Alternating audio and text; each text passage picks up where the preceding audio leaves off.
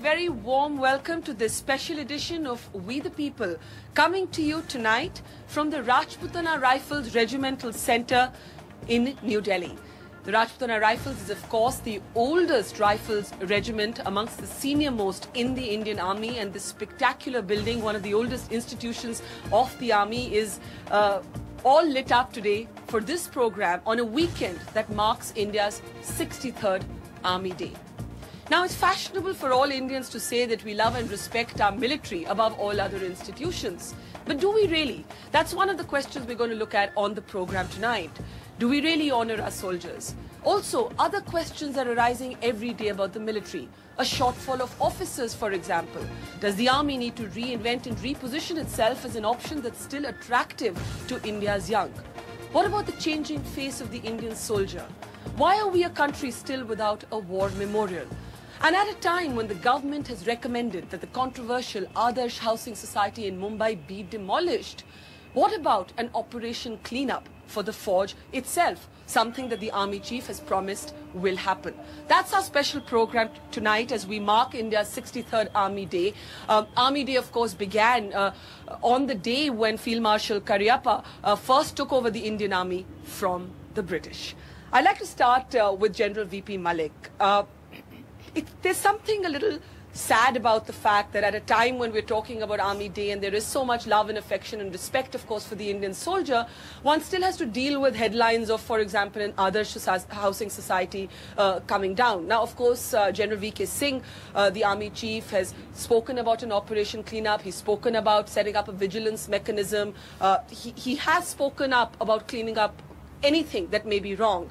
But how should, sir, the Indian Army react to this entire controversy or other controversies such as Adarsh Housing Society? Barka, I think the Army is reacting properly, appropriately, but I feel that the public perception which is coming about, probably that needs to be corrected. Let me first say that any matters of lack of integrity obviously is not in the interest of the Army, because the leadership and lack of integrity don't go hand in hand. So whenever such incidents are coming up, I notice either the Army is taking action on its own, or when it is pointed out by the media, even then they are taking action. And I'm glad to hear the Army Chief has taken a very strong line on this whole thing. The other thing I want to bring out is that the role which is being played by the media, it is being positive, as well as there is a slightly critical element to it, sad role, I would say. The positive side is, okay, when something of this nature takes place, we need to take action. And the Army must take action, which is what it is doing. There are these cases like Adarsh and others. But most of these cases are being brought out by the Army itself. Please note that. And the Army is taking action. The sad part is, I always give this example, this about the media, I say that when a dog bites a man, it is no news for the media.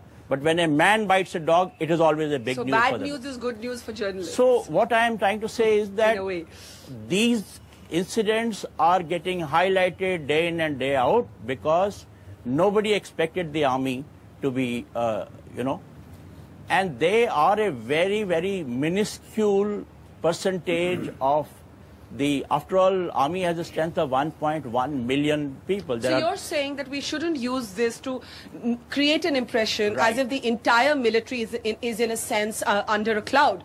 General Nambia, you wrote an interesting piece where you also echoed General Malik's argument that the redeeming feature in all of this is that many of these probes or many of this action has been initiated by the Army itself. But you spoke about how a few good men were needed to alter this perception. Do you believe it's moving in the right direction? Because there is something heartbreaking about thinking about a building society that got permissions in the name of Kargil martyrs and war widows ended up being misused. To have that misused seems almost criminal.